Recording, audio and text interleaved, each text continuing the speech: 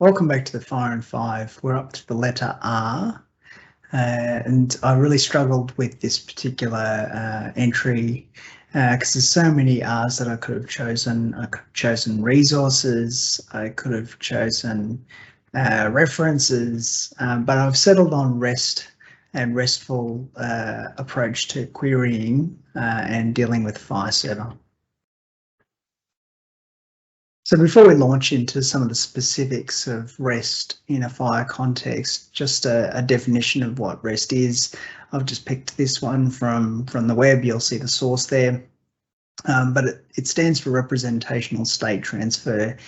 The key thing really in my mind is that we're using simple HTTP verbs to control the state of resources that we have within a FHIR context. So we're using gets to get data or search for data. We're using puts to update. We're using posts to create, and we're using deletes to remove.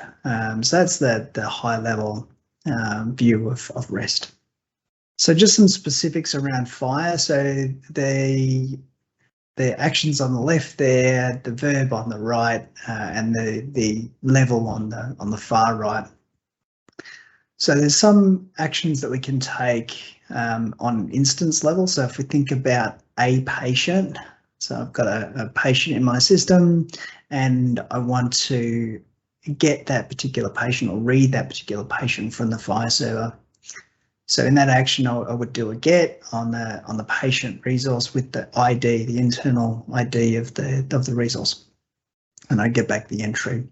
I can also do a vread or a version read. So I can say, give me this particular patient and give me version number 2 of that particular patient.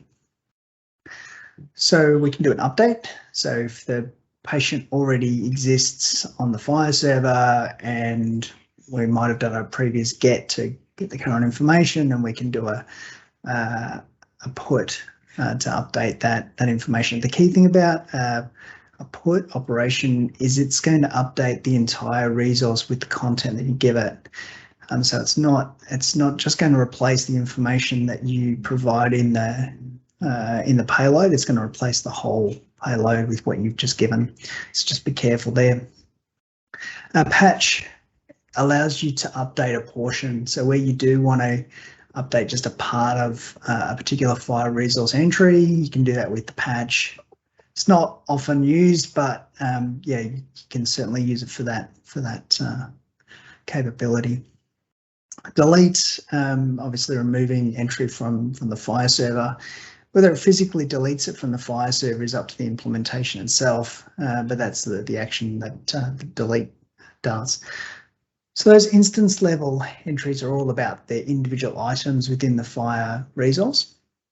Then we have a set of type level or resource level actions that we might want to do. So we want to create a resource, and so we use a post in that regard. I've also put because some FHIR servers support a situation where you can create an entry with a put.